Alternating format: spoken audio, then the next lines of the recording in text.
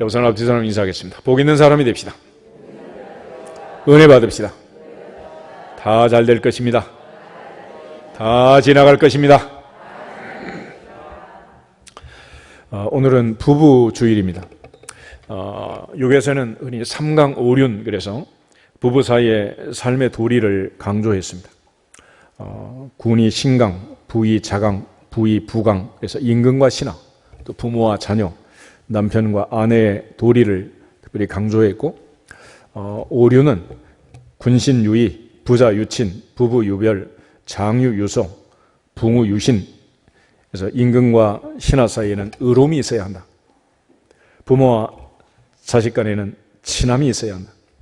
부부 사이에는 구별이 있어야 한다. 그리고 어른과 아이 사이에는 차례와 질서가 있어야 되고, 친구 사이에는 믿음이 있어야 한다라는 그 원리입니다. 우리가 이런 유교 문화권에서 오랫동안 살았고, 그러다 보니까 이제 기독교에 대한 오해가 있었고, 지난주에 얘기했지만은 기독교는 계명 속의 부모를 공경하라 이런 말이지만은 자기들이 정한 방법대로 제사를 안 드리는 사후 제사를 금지하는 이런 것 때문에 기독교가 자꾸 오해를 받았다. 오늘 특별히 이제 부부에 대한 얘기도 마찬가지입니다. 특별히 삼강오륜에서도 부의 부강이라든지 부부 유별이라든지 이런 걸 이제 강조하고 있는데, 특별히 성경에서 하나님께서 태초부터 남자와 여자를 창조하시고 남편과 아내에 대한 질서와 도리, 법을 정해 주신 거예요. 그러니까 법의 테두리 안에서 하나님이 약속하신 법을 지키고 행복한 인생이 되기를 주님의 이름으로 축복합니다. 요즘 드라마 부부의 세계가 어제 끝나고 인기 절정이었다면서? 원래는 이게 이제 닥터 포스터라는 원작이 있어요. 원작이 있는데 리메이크한 그런 작품이라고 그러더라고요. 어쨌거나 이제 그 인기 있는 배우들이 등장해서 연기를 잘함으로써 이제 많은 사람의 공감대를 불러일으키는 것 같은데, 그만큼 이제 가정이 흔들리고 있다, 그런 증거이기도 합니다. 여기에 대해서도 이제 여러 사람들이 이제 반응이 있고, 이런 부류 저런 부류 각계각층의 이제 반응들이 나오더라고요. 심지어 목사님들도 여기에 대해서 얘기하신 분들이 있어. 근데 그렇게 논쟁을 해서 끝날 이야기가 아닙니다. 이거는 성경이 말한 대로 하나님께서 뭐라고 말씀하셨는가를 깨닫고, 하나님의 말씀의 질서 안에서 우리가 오늘 답을 찾고, 성경이 말하는 창조의 원리 안에서 부부의 세계를 지켜내는 기준을 또 찾고, 여러분 모두가 행복할 수 있기를 주님의 이름으로 축복합니다. 그럼 먼저 이제 우리가 하나님이 우리에게 명하신 가장 중요한 그 결혼이라는 원리가 있어요. 창세기 2장을 한번 찾아보겠습니다. 창세기 2장 24절 25절. 태초에 하나님이 남자와 여자를 창조하시고, 하나님께서 허락하신 돕는 배필 하와를 만드시고 나서 그들에게 허락한 말씀입니다. 24절. 이러므로 남자가 부모를 떠나 그의 아내와 합하여 둘이 한 몸을 이룰지로다. 아담과 그의 아내 두 사람이 벌거벗었으나 부끄러워하지 아니하니라. 아멘. 그러면 하나님께서 정한 원리가 남자가 부모를 떠나라. 그래서 결혼은 독립하는 것입니다. 독립.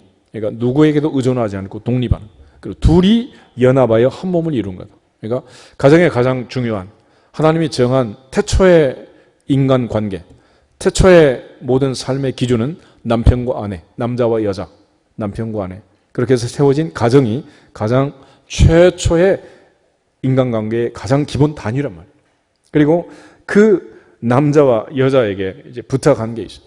남자는 부모를 떠나야 한다. 물론 여자도 부모를 떠나야죠. 그리고 하나님께서 돕는 배필로 하와를 만드시고 그의 아내와 연합해라. 그리고 둘이 한 몸이 되어라. 한 몸. 그러니까 연합을 넘어서 완전히 동일체, 한 몸이 되는 이런 단계를 하나님 말씀하신 거예요. 그래서 이러한 그 원리 속에 이제 가정이 이루어지게 된 건데, 사람들이 살면서 이제 많은 문제가 생기고 여러 가지 어려움들을 겪게 됩니다. 그러면서 이제 모세 당시에는 이제 계명을 우리에게 주셨잖아요. 십계명 속에 이 말씀을 주시는 거예요. 다 이제 출애굽기 20장 17절 한번 찾아보겠습니다. 출애굽기 20장 17절. 출애굽기 20장 17절 한 절만 읽겠습니다. 내 이웃의 집을 탐내지 말라.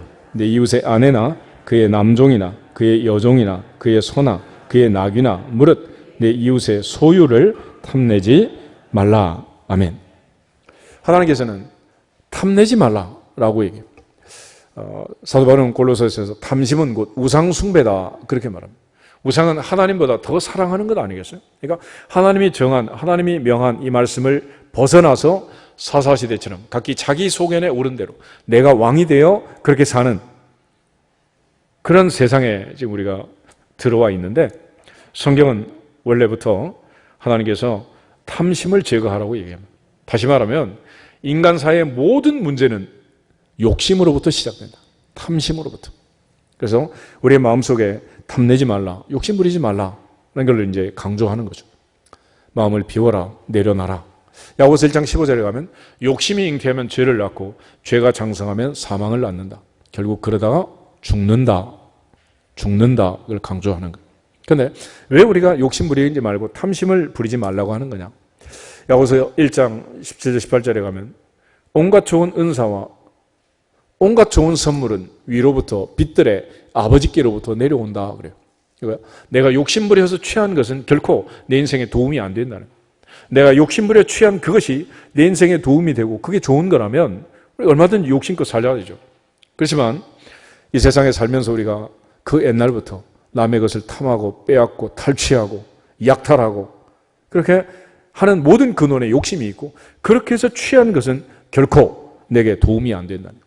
그래서 성경은 특별히 불로소득에 대한 경계를 우리에게 하고 일하기 싫거든 먹지도 말라 강조하는 거 아니겠어요? 우리가 흔히 로또에 당첨된 사람들의 후일담을 보면 그로 인해서 행복하게 된 사람이 거의 없다 그러잖아요.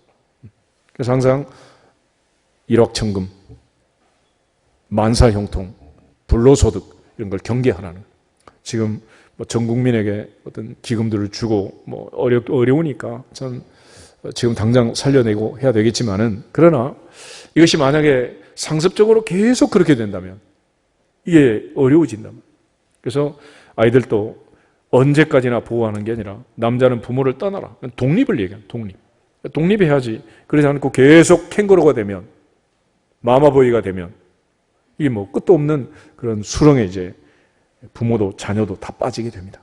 그래서 내가 욕심부려서 취하는 건 좋은 게 아니다. 하나님이 주신 것이 좋은 거다. 그래서 얼마가 됐든지 물질이라는 것도 하나님이 주신 게 좋은 거고, 주신 것 중에서 10분의 1을 우리가 드리는 거예요. 특별히 하나님 앞에서 이 탐심에 대한 경계를 하고 있습니다. 신명기 24장을 한번 더 보겠습니다. 신명기 24장에 보면 모세는 이제 본격적으로 이 결혼에 대한 말씀을 이제 강조하는데, 신명기 24장 먼저 1절부터 4절을 한번 보겠습니다. 거기 보면 이제 문제가 생겨서 이제 이혼하게 될 때에 대한 규정인데 1절부터 4절 봅니다. 사람이 아내를 맞이하여 데려온 후에 그에게 수치되는 일이 있음을 발견하고 그를 기뻐하지 아니하면 이혼 증서를 써서 그의 손에 주고 그를 자기 집에서 내보낼 것이요, 그 여자는 그의 집에서 나가서 다른 사람의 아내가 되려니와 그의 둘째 남편도 그를 미워하여 이혼 증서를 써서 그의 손에 주고 그를 자기 집에서 내보냈거나 또는 그를 아내로 맞이한 둘째 남편이 죽었다 하자. 그 여자는 이미 몸을 더럽혔은 즉 그를 내보낸 전 남편이 그를 다시 아내로 맞이하지 말지니 이 일은 여호와 앞에 가증한 것이니라. 너는 내 하나님 여호와께서 내게 기업으로 주시는 땅을 범죄하게 하지 말지니라. 아멘. 예수께서는 이제 바리새인들이 마태복음 19장에 모세는 어찌하여 이혼 증서를 써서 아내를 버리라고 했습니까? 라고 할 때 본래는 그렇지 않다. 창조의 원리로 하나님이 가정을 설명합니다. 예수님께서 남자가 부모를 떠나 아내와 연합하여 한 몸이 되라 했다. 그러므로 하나님이 짝지어 주신 것은 사람이 나눌 수 없다라고 말씀하시면서 모세의 이혼 증서는 너희의 마음의 완악함 때문이다, 너희의 마음의 악함 때문이다 라고 얘기합니다. 여기서 지금 내용을 보면 이혼 증서 써서 마음대로 가게 수표 쓰듯이 끊어가지고 내보낼 것 같지만은 그런 게 아니에요. 이거는 특별히 제사장 앞에서 모든 걸 증명해야 됩니다. 증명. 그래서 구약에서는 이제 결혼식을 하면은 우리가 장가 든다 그러잖아요. 아내의 집에 가서 장가를 들고 장모님이 깔아준 하얀 시트 위에서 초야를 보내고 장모는 그 시트를 평생 보관을 하는 거예요. 내 딸이 처녀였다는 증거로. 그래서 이걸 증거를 가지고 이제 해야 되는데 이걸 막 뒤집는 사람들이 있잖아요. 그래서 이거를 특별히 당신은 제사장 앞에 가서 이제 허락을 받고 제사장이 오케이? 그러면 그때 이제 이혼이 되는 거예요. 이렇게까지 해놨다는 것은 이혼을 쉽게 하라는 거예요? 하지 말라는 거예요? 남자들은 동사무소도 안 가려고 그러는데 제사장 앞에 가려고 그러겠어? 그러니까 이걸 이제 못하게 막는 거지. 마음의 완악함을 버리고 이혼은 안 된다라는 걸 강조하는 거예요. 그러니까 성경에서는 남자가 부모를 떠나 둘이 연합하여 하나가 되는 거지 다른 방법이 없다라는 것입니다. 그래서 이런 그 예수님의 말씀과 더불어서 말라기를 한번 찾아보겠습니다. 말라기서 2장 14절부터 16절에 보면 이제 창세기부터 말라기까지 성경은 남자와 여자 가정을 이룬 그 가정에 대하여 어떠한 경우에도 사람이 나눌 수 없다라는 걸 강조합니다. 14절 보겠습니다. 너희는 이르기를 어찌 됨이니까 하는도다. 이는 너와 내가 어려서 맞이한 아내 사이에 여호와께서 증인이 되시기 때문이라. 그는 내 짝이요 너와 서약한 아내로되 내가 그에게 거짓을 행하였도다. 그에게는 영이 충만하였으나 오직 하나를 만들지 아니하셨느냐. 어찌하여 하나만 만드셨느냐. 이런 경건한 자손을 얻고자 하심이라. 그러므로 내 심령을 삼가 지켜 어려서 맞이한 아내에게 거짓을 행하지 말지니라. 이스라엘의 하나님 여호와가 이르노니 나는 이혼하는 것과 옷으로 학대를 가리는 자를 미워하노라. 만군의 여호와의 말이니라. 그러므로 너희 심령을 삼가 지켜 거짓을 행하지 말지니라. 아멘. 특별히 15절에 하면 하나님은 영이 충만할지라도 오직 하나만 만들었다. 무슨 뜻이냐? 하나님이 태초에 여자를 만들 때 아담의 갈비뼈를 가지고 수십 명, 수백 명 만들 수 있지만 그렇게 하지 않고 한 사람 하와를 만들었다. 이유는 경건한 자손을 얻고자 하심이라. 그래서 하나님은 태초에 1부 2철 1처 이 제도를 만드시고 한 남자와 한 여자가 살도록 그렇게 하신 거예요. 그래서 인간관계에서는 숫자가 짝수가 되면 평안합니다. 짝수가 되면. 홀수가 되면 불안한 거예요. 그래서 짝수인 인간을 만들 때 하나님께서 원인이 뭐냐? 남자가 독처하는 게 좋지 않다. 혼자 있는 게 좋다, 좋지 않다? 좋지 않다. 그래서 둘을 만드시고 둘이 평안하게 안정되게 살도록 둘을 만드시고, 반면에 하나님의 수는 짝수가 아니고 홀수가 되면 편안합니다. 한 분 하나님, 삼일체 하나님, 일곱 영. 그래서 전부 다 하나님의 수는 홀수야. 근데 사람의 수는 홀수가 되면 심각한 문제가 생기는 거야. 가장 기본적으로 삼각관계. 편안해? 이게 심각한 거지. 그러니까 이런 그 모든 관계를 깨뜨리는. 그러니까 하나님은 짝수로 사람을 만드시고 편하도록 한 거예요. 이 모든 것은 하나님 앞에서 악한 것이다. 하나님 보시기에 악한 일이다 라고 얘기를 합니다.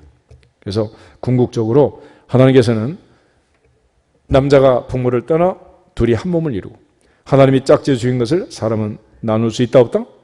없다라고 못을 받고 계시는 거예요. 그럼 다시 신명기로 와서 4절에 보면 24장 4절에 마지막에 이런 말이 있습니다. 너는 이 일은 여호와 앞에 가정한 것이라. 너는 내 하나님 여호와께서 내게 기업으로 주시는 땅을 범죄하게 하지 말지니라.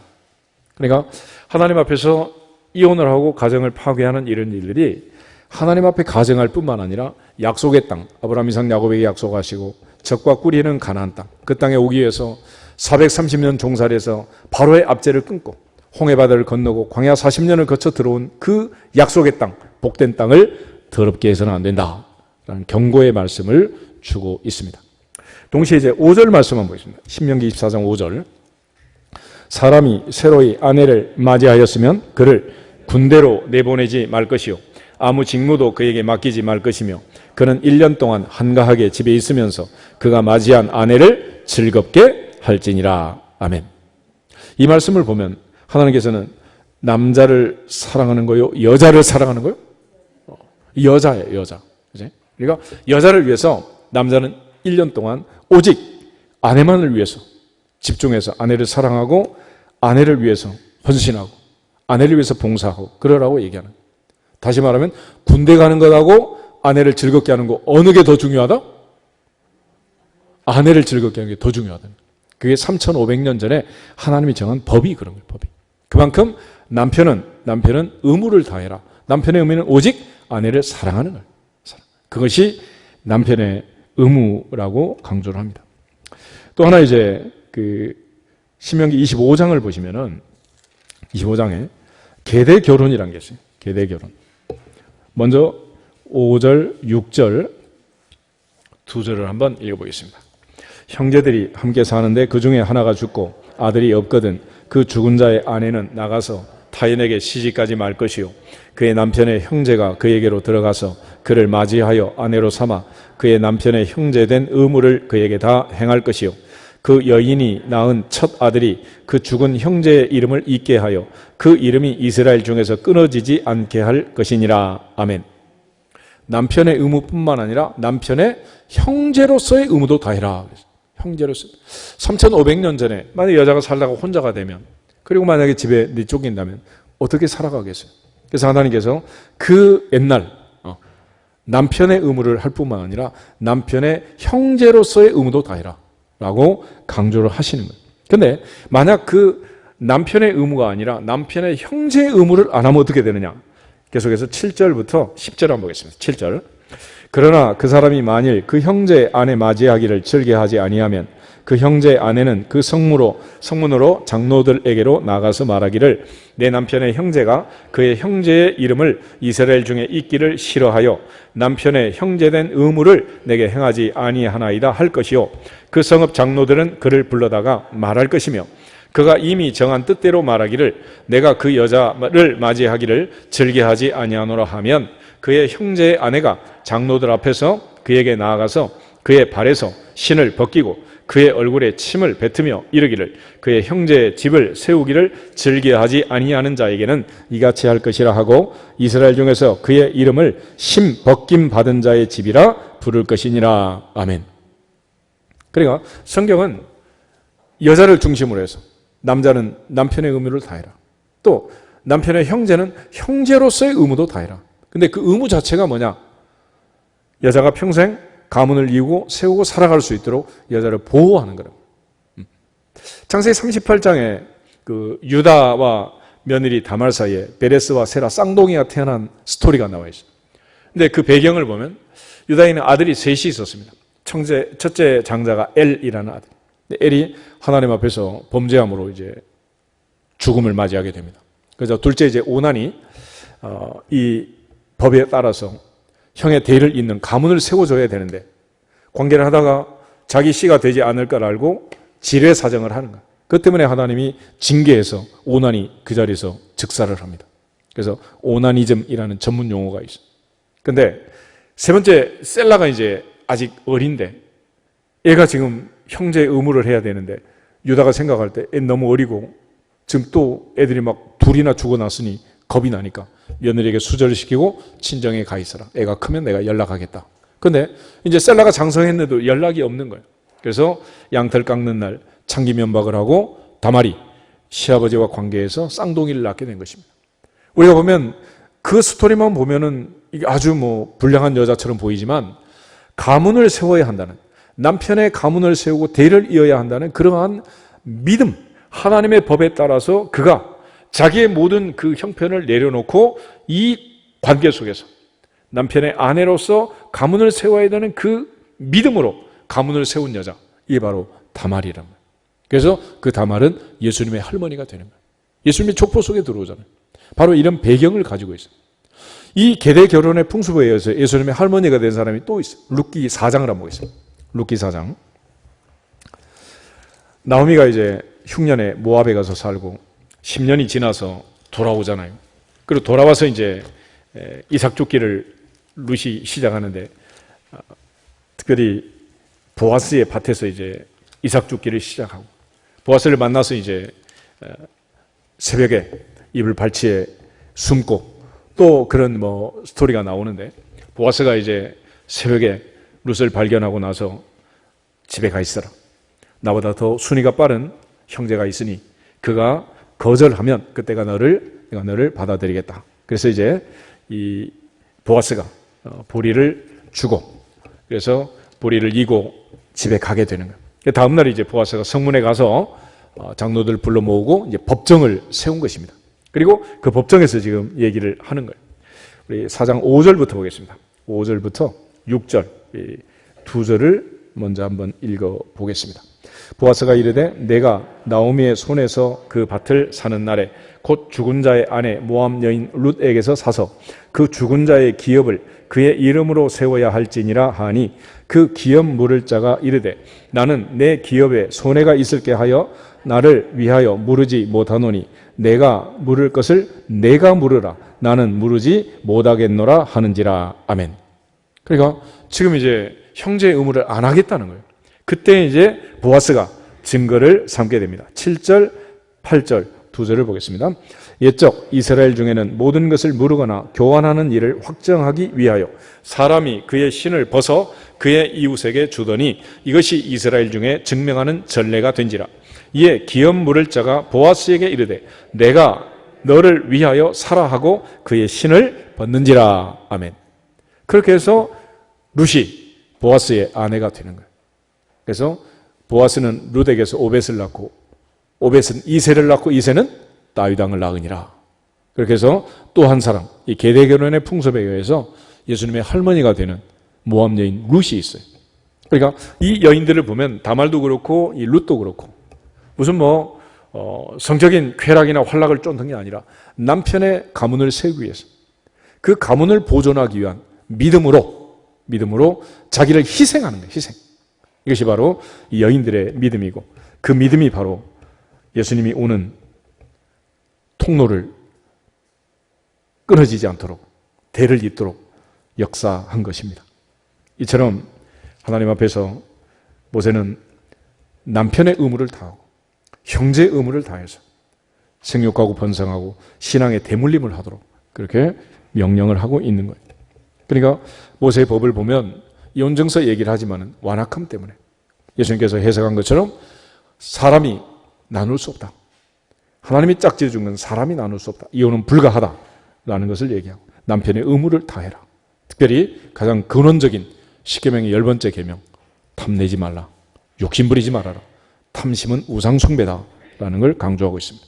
그러니까 내 마음속에 탐욕이 있고 욕심이 있고 탐심이 있으면 결과적으로 이제 죄를 짓고 사망으로 간다. 그런 얘기입니다. 그 다음에 이제 우리가 구약에서 특별히 살펴볼 사람이 솔로몬이라는 사람입니다. 솔로몬은 아버지가 왕이고 자기도 왕이고 아들도 왕이고 대대로 왕이잖아요. 근데 솔로몬은 자그마치 1000명의 처첩을 거느리고 살았다 그래요. 1000명.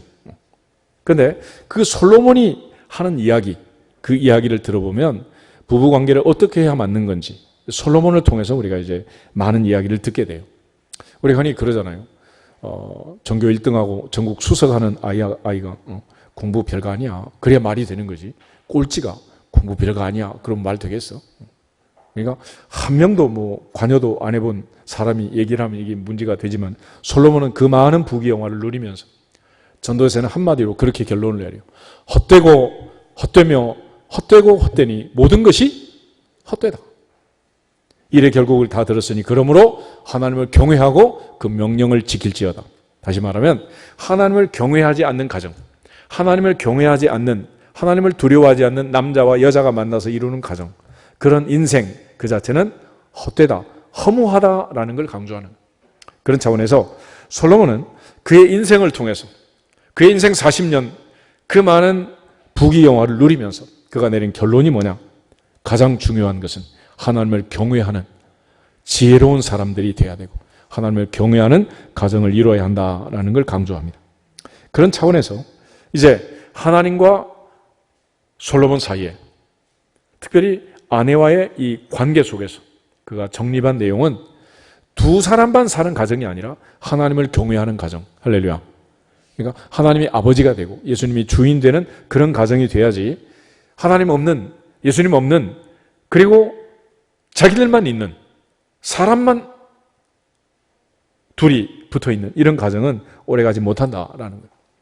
잠언 5장을 한번 찾아보겠습니다. 잠언 5장.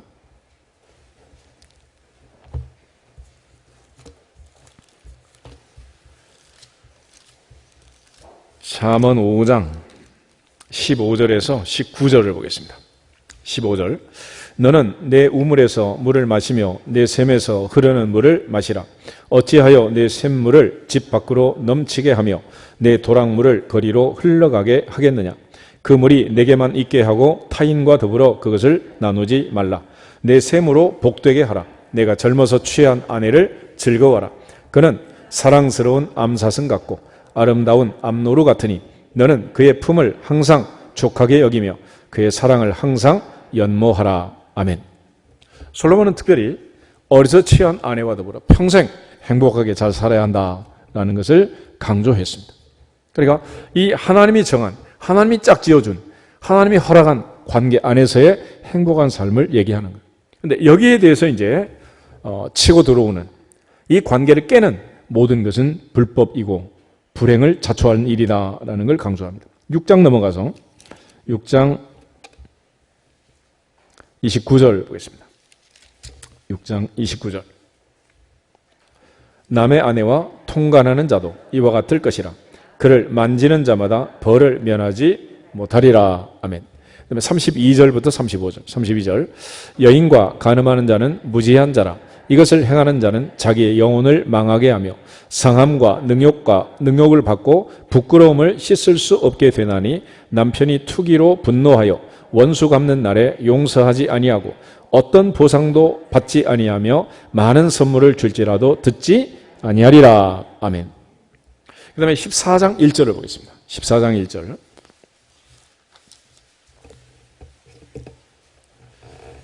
한 절을 같이 봅니다. 지혜로운 여인은 자기의 집을 세우되 미련한 여인은 자기 손으로 그것을 허느니라. 아멘. 솔로몬은 특별히 결혼을 강조하지만은 여자의 역할이 참 중요하다라는 걸 얘기하는 거예요. 여자가 어떤 여자냐에 따라서 자기 집을 세울 수도 있고 헐 수도 있고, 지혜로운 여인은 집을 세우지만 미련한 여인은 자기 스스로 자기 손으로 그것을 헌다, 허문다라고 얘기를 합니다. 그런 차원에서 장가를 가고 아내를 얻는 것은 복이 되기도 하지만은 또 하나님을 경외하지 않는, 하나님을 두려워하지 않는, 지혜롭지 못한 미련한 아내를 얻게 되면 그 자체가 고통이 된다는, 고통. 그걸 솔로몬은 동시에 얘기를 하는 거예요. 18장을 한번 더 보겠습니다. 18장 22절. 18장 22절 보겠습니다. 아내를 얻는 자는 복을 얻고 여호와께 은총을 받는 자니라. 아멘. 그 다음에 19장 13절 14절. 19장 13절. 미련한 아들은 그의 아비의 재앙이요 다투는 아내는 이어 떨어지는 물방울이니라. 집과 재물은 조상에게서 상속하거니와 슬기로운 아내는 여호와께로서 말미암느니라. 아멘. 그러니까 하나님을 섬기는, 하나님 믿는 아내를 얻는 것이 행복한 일이다라고 말해요. 그러나 이제 미련한 여인과 살면 어떻게 되는 거냐? 잠언 21장 한번 더 있습니다. 잠언 21장 9절. 잠언 21장 9절. 다투는 여인과 함께 큰 집에서 사는 것보다 움막에서 사는 것이 나으니라. 그 다음에 19절. 다투며 성내는 여인과 함께 사는 것보다 광야에서 사는 것이 나으니라. 25장 24절 보겠습니다. 25장 24절.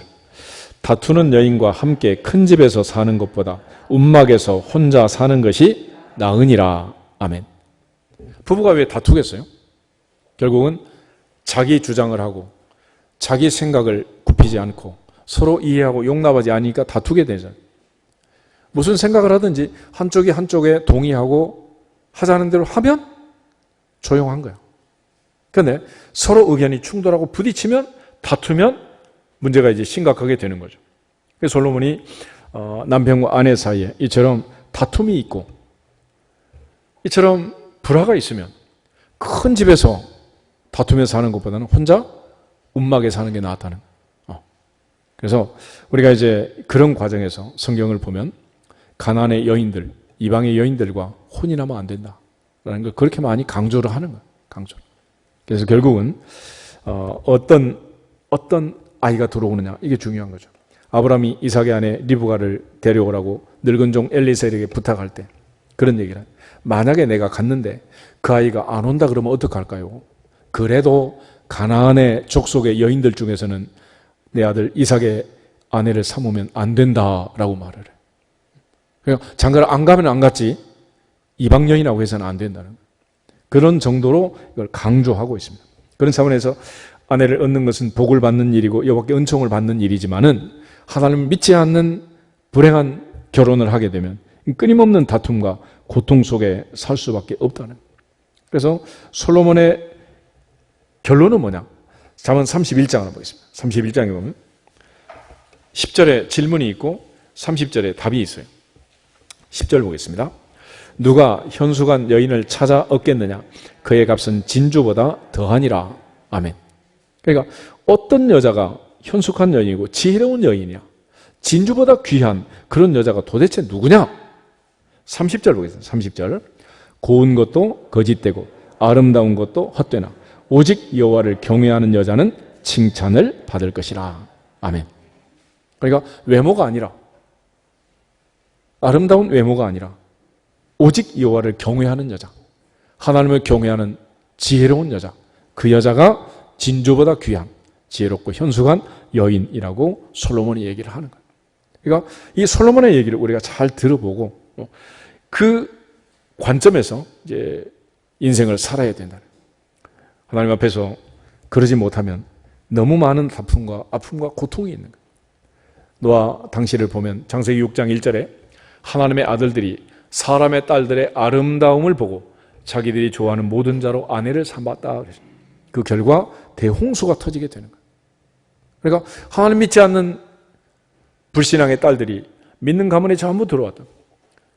셋의 후손들에게 가인의 후손들이 전부 들어와서 엉망이 된 거예요. 전 인류가 멸망할 수밖에 없는 그런 결과를 가져오고 만 거죠. 그럼에도 불구하고 오늘날 우리 아들도 무조건 이쁜 여자만 좋아하니까 이 심각함이 있는 거예요. 그러니까 하나님 앞에서 이런 면에 지혜로워야 한다. 전도서 9장을 한번 찾아보겠습니다. 전도서 9장. 솔로몬은 전도서에서 강조할 때 헛되고 헛되며 헛되고 헛되니 모든 것이 헛되다. 그 헛된 세상에서 그나마 하나님이 허락한 복이 하나 있다. 그게 무엇이냐? 9장 9절 읽겠습니다. 9장 9절. 내 헛된 평생의 모든 날, 곧 하나님이 해 아래서 내게 주신 모든 헛된 날에 내가 사랑하는 아내와 함께 즐겁게 살지어다. 그것이 내가 평생의 해 아래서 수고하고 얻은 내 몫이니라. 아멘. 그러니까 하나님께서 이 허망한 인생, 헛된 인생 속에서 우리가 허락한 분복이 있다면 그거는 창조의 원리에 따라서 남자가 부모를 떠나 아내와 연합하여 둘이 하나가 되는데 즐겁게 인생을 살아라. 그것이 내 몫이다. 그러니까 다투는, 싸우는, 충돌하는 이런 아픔과 고통 속에 있으면 차라리 혼자 움막이 있는 게 낫다 할 정도로 이게 참 고통이라면 고통. 그런 차원에서 솔로몬은 그럼 어떻게 하면 이런 인생을 살 수 있느냐? 이제 솔로몬이 쓴 또 하나의 책이 있어요. 아가서라는 게 있어요. 아가서.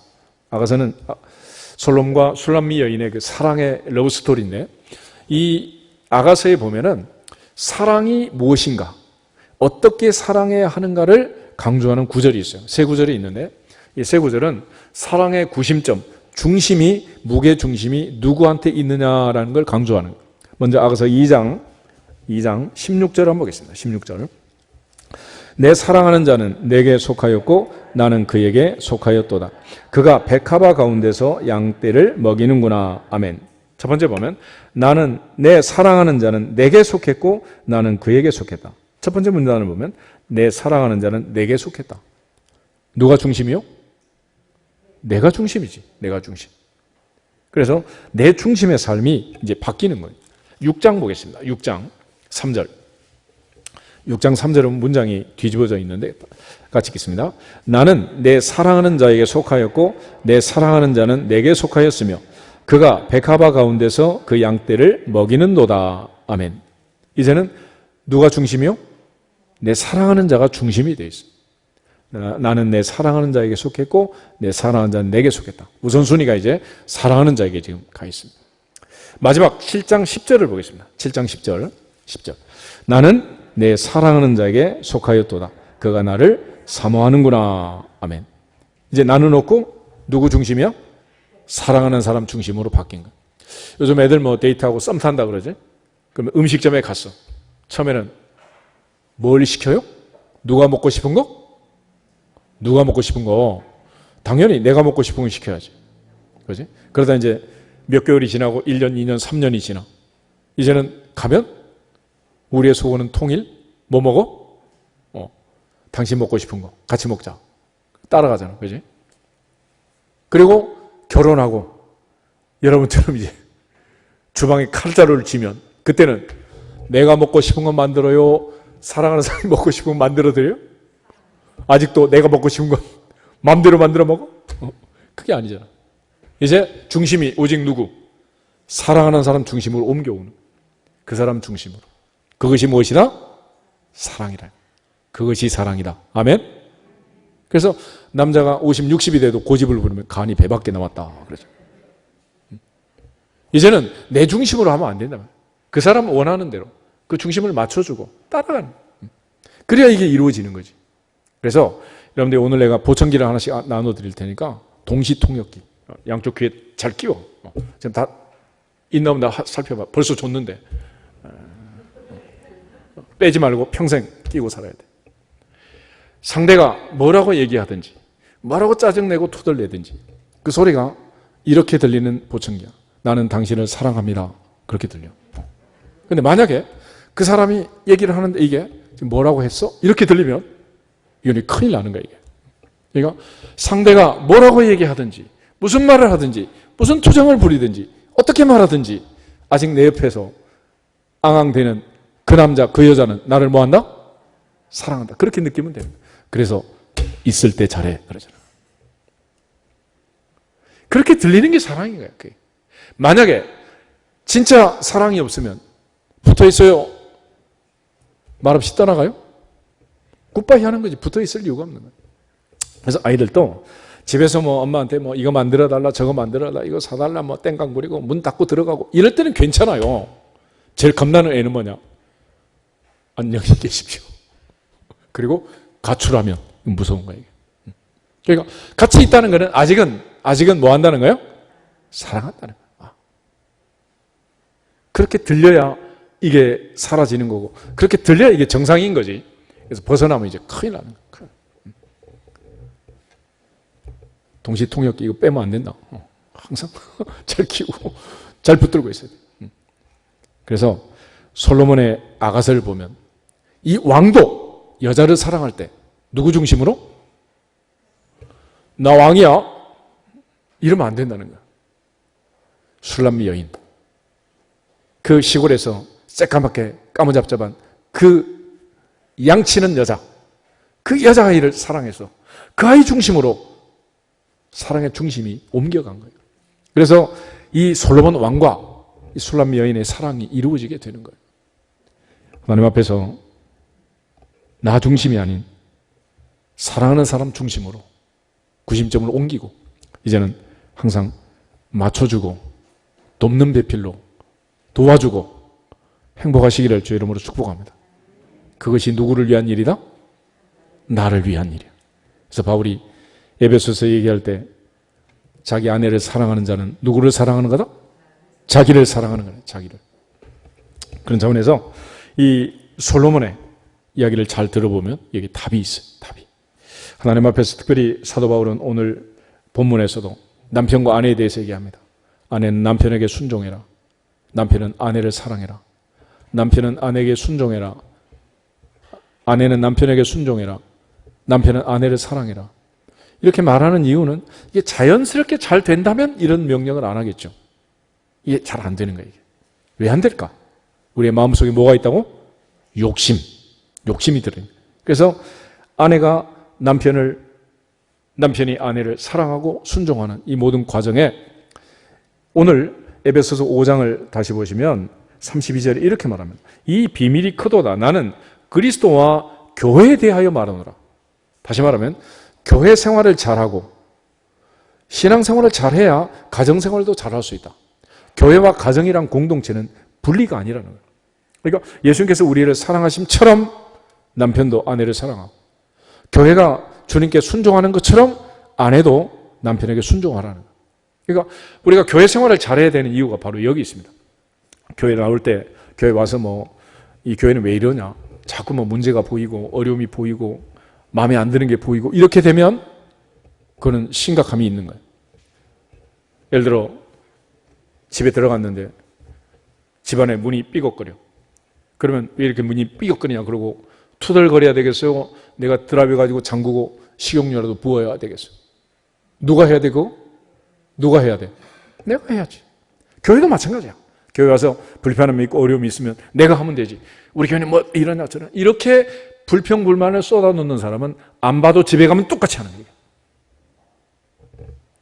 그 사람들이 위험수에 와 있어. 남은 인생에 종착역에 가기까지 위험수위가 있다. 그러니까 항상 하나님 앞에서 눈에 보이는 허물들을 어떻게 하느냐, 덮어야 되는데 덮는 것은 오직 하나, 사랑은 허다한 죄를 덮느니라. 사랑 아니고는 덮을 수가 없는 거예요.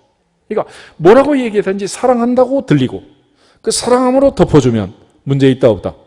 그때 문제가 없는 거예요. 그래서 교회가 그리스도에게 복종하듯이 아내들은 남편에게 순종하고, 나를 사랑하사 나를 위하여 십자가에 죽기까지 복종하신 그 주님, 교회를 위하여 죽으셨잖아요. 남편은 아내를 위하여 어떻게까지 하라고? 죽기까지 사랑하는, 죽기까지. 그런데 저는 아프면 그냥 난리를 치고 마누라 아프면 아픈지도 모르고 이러면 안 된다는 거야. 그러니까 결과적으로 이 사랑을 얘기할 때 에베소서에는 구구절절히 얘기를 합니다. 제가 결혼식 때마다 늘 읽는 본문이기도 한데, 어떤 분은 목사님 아직도 ABC 안 끝났냐 이런다는데 1000번을 듣고 10,000번을 들으면 뭐 하겠어? 하루도 실천을 안 하는데, 아무리 귀에 못이 박히도록 얘기해도 귀뚱으로 듣고 실천을 안 하는데 그러면 내가 자기들 들으라고 했나? 처음 결혼하는 신랑 신부한테 했지.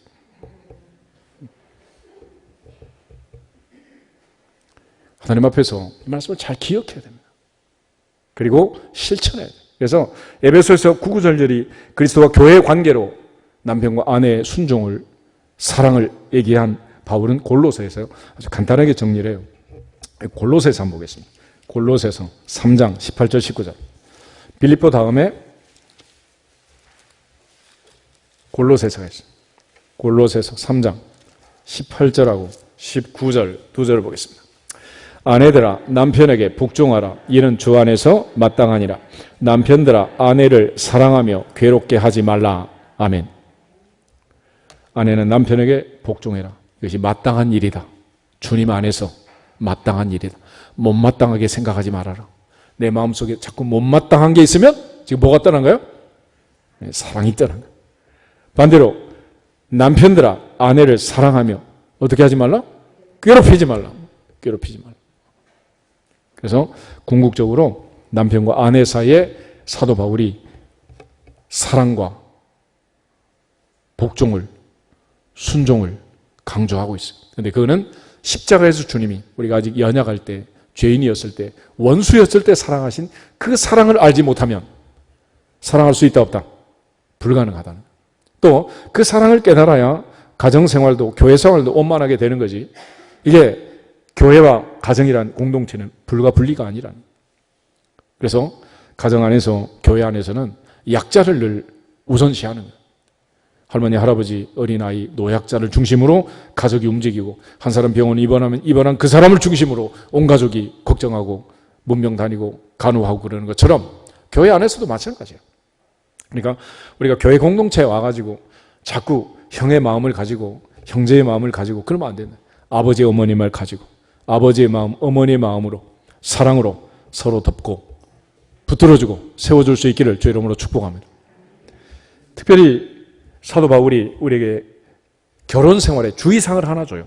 고린도 전서 7장을 한번 보겠습니다. 고린도 7장을 보면 사도 바울은 독신으로 살았기 때문에 그가 결혼에 대해서 모든 사람이 나처럼 되면 좋겠다라는 말을 해요. 그렇지만 그가 부부로 살아가는 이 많은 성도들에게 주신 교훈이 있습니다. 1절부터 5절까지를 보겠습니다. 너희가 쓴 문제에 대하여 말하면 남자가 여자를 가까이 아니함이 좋으나 음행을 피하기 위하여 남자마다 자기 아내를 두고 여자마다 자기 남편을 두라. 남편은 그 아내에 대한 의무를 다하고 아내도 그 남편에게 그렇게 할지라. 아내는 자기 몸을 주장하지 못하고 오직 남편이 하며 남편도 그와 같이 자기 몸을 주장하지 못하고 오직 그 아내가 하나니 서로 분방하지 말라. 다만 기도할 틈을 얻기 위하여 합의상 얼마 동안은 하되 다시 합하라. 이는 너희가 절제 못함으로 말미암아 사탄이 너희를 시험하지 못하게 하려 함이라. 아멘. 사도 바울은 특별히 음행을 피하기 위하여 결혼을 해라 그랬어요. 그러니까 결혼을 안 해도 되는 경우가 있습니다. 독신으로 살아야 되는 경우. 예수님께서 제자들에게 모세 이혼 증서와 더불어서 이혼 불가를 얘기하니까 그러면 차라리 결혼 안 하는 게 좋겠습니다. 그래요.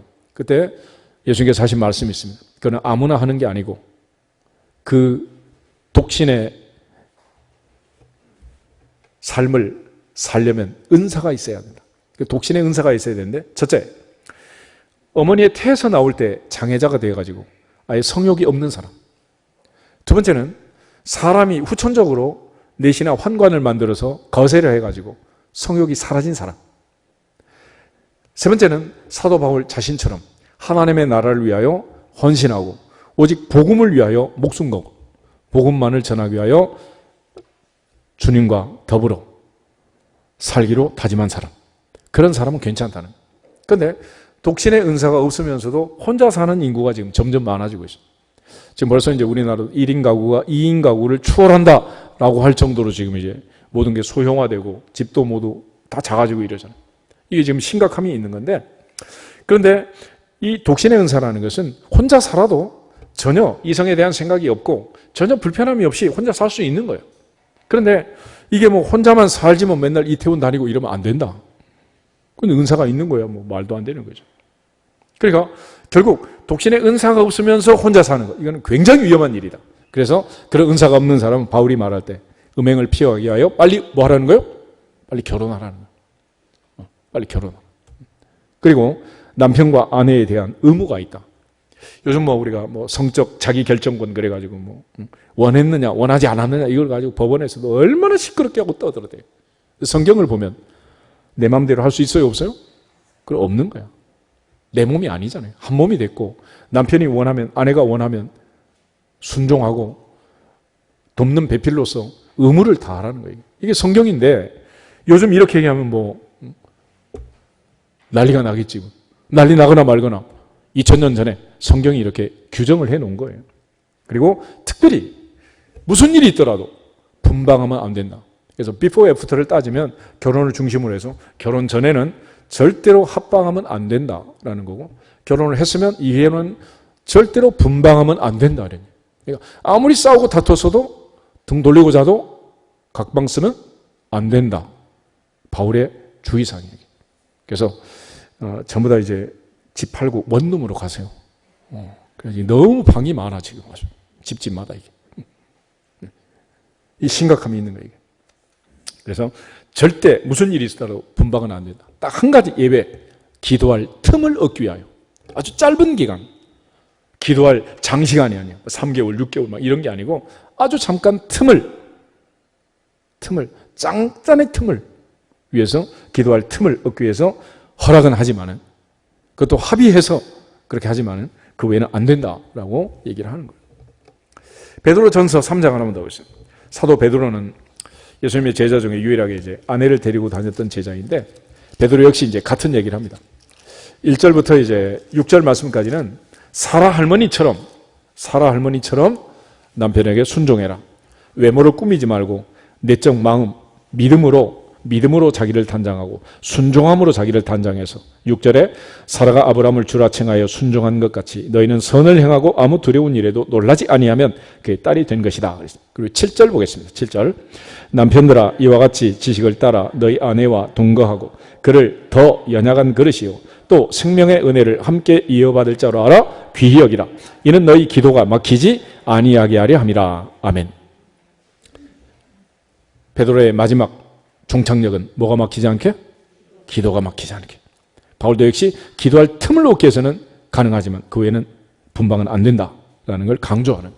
그래서 하나님 앞에서 우리에게 주어진 이 모든 가정생활에 가장 중요한 남편의 의무, 아내의 의무를 다하라는 거예요. 아내는 남편에게 주님이 교회의 머리 되는 것처럼, 교회가 그리스도께 순종하는 것처럼 순종하고, 남편은 그리스도께서 희생하고 죽기까지 사랑하신 것처럼 아내를 사랑해라. 특별히 베드로는 아내를 귀하게 여겨라, 귀하게 여겨라 그랬습니다. 귀하게 여겨라. 하나님 앞에서 남편의 의무, 아내의 의무를 다할 수 있기를 주님의 이름으로 축복합니다. 예수님은 특별히 이제 천국의 기쁨, 그 마지막 기쁨은 무엇이냐? 그러면은 혼인잔치로 얘기를 해요. 계시록에 혼인잔치. 그러니까 가정은 항상 혼인잔치가 열린 것 같은 기쁨, 그 기쁨으로 살아야 한다라는 걸 강조해요. 바리새인들이 이혼을 얘기할 때 예수님은 이혼 불가를 선언했고, 사두개인들이 부활을 부인할 때 부활을 증명하셨는데, 사두개인들이 이런 재미난 극단적 예발을 가지고 예수님께 차가워요. 형제가 7명이 있었습니다. 그런데 그 계대 결혼의 풍습에 의해서 마지가 아들이 없이 죽었어요. 둘째, 셋째, 7째까지 다 한 여자와 관계를 맺었고 마지막에 그 여자도 죽었습니다. 그러면 부활 때 이 사람은 누구의 아내가 됩니까? 라는 질문을 한 거예요. 여러분, 부활했는데 남편 7명이 다 나타났어. 어떻게 되는 거예요? 행복해요? 이렇게 여자를 곤란하게 하는 부활이라면 있어야 돼, 없어야 돼? 그래서 사두개인들은 부활은 없다라는 걸 강조하기 위해서 그런 예를 가지고 온 거예요. 그럴 때 예수님께서 너희가 하나님도 모르고 성경도 모르고 오해했다라고 해요. 오해했다. 마지막 부활 때에는 이 땅에서처럼 육체를 가진 인간들이 시집가고 장가가서 혈연적 가족관계를 맺는 그런 가족관계가 아니고 천사처럼 된다. 천사. 그래서 천사는 아빠 천사, 엄마 천사, 아기 천사가 있는 게 아니에요. 천사는 10억이 됐든 100억이 됐든 얼마인지 알 수 없지만 하나님이 집단 창조를 하시는 거예요. 한꺼번에. 그렇지만 인간은 남편과 아내 두 사람을 창조하고 둘이 한 몸이 되어서 생육하고 번성해서 인간이 지구상에 살아가도록 하나님이 그런 과정으로 창조를 하셨단 말이에요. 그러니까 우리가 엄마 천사, 아기 천사 뭐 이런 얘기하면 돼, 안 돼? 그 말이 안 되는 거예요. 그건 가장 비성경적인 얘기예요. 말이 안 되는. 그러니까 하나님 앞에서 이 사두개인들에게도 계대 결혼을 강조한 그 모세의 법을 통해서 질문했지만 예수님께서 이제 그들의 오해를 풀고 말씀을 하신 거예요. 오늘 여러 가지 이제 어려운 상황 속에서 코로나 때문에 지금 이제 가족이 같이 있는 기간이 많고 시간이 많으면서 많은 사람들이 이제 좋은 점도 있고 나쁜 점도 있고, 그래서 그동안 떨어져 있던 사람들은 이게 뭐 너무 좋다 그러기도 하고, 또 이것 때문에 외국에서도 뭐 가정 폭력이 생기고 이혼율이 높아지고 뭐 이런 또 뭐 뉴스도 나오고 여러 가지로 이제 참 어렵고 힘든 때인데, 올 이 가정의 달을 맞이하면서 특별히 성경이 말한 기준을 통해서 우리가 우리의 삶을 다시 한번 거울에 비춰보고 행복하시기를 주의 이름으로 축복합니다. 우리가 갈등을 느끼는 것은 딱 한 가지야. 성경이 지금 애매하게 말해요? 너무도 분명하게 얘기해요? 너무 분명하니까 갈등이 되는 거지. 성경이 좀 애매하게 말했으면 살짝 넘어갈 텐데 넘어갈 방법이 없어. 너무 분명하게 선언을 하고 있기 때문에 그런 거예요. 결국 내가 이 말씀에 순종할 때 누가 행복하다? 내가 행복하다. 그래서 욕심이 잉태하면 죄를 낳고 죄가 장사하면 사망을 낳는다는데, 우리가 어떤 계명이든지 어떤 구절이든지 지키지 않으면 끝이다. 요즘 애들은 이런다며? 죽으면 죽음. 한마디로 끝이다. 끝. 순종해서 하나님 앞에 영광을 돌리고 여러분의 인생이 행복하시기를 다시 한번 주님의 이름으로 축복합니다. 다 같이 주 예수 그리스도의 이름으로 형통할지어다.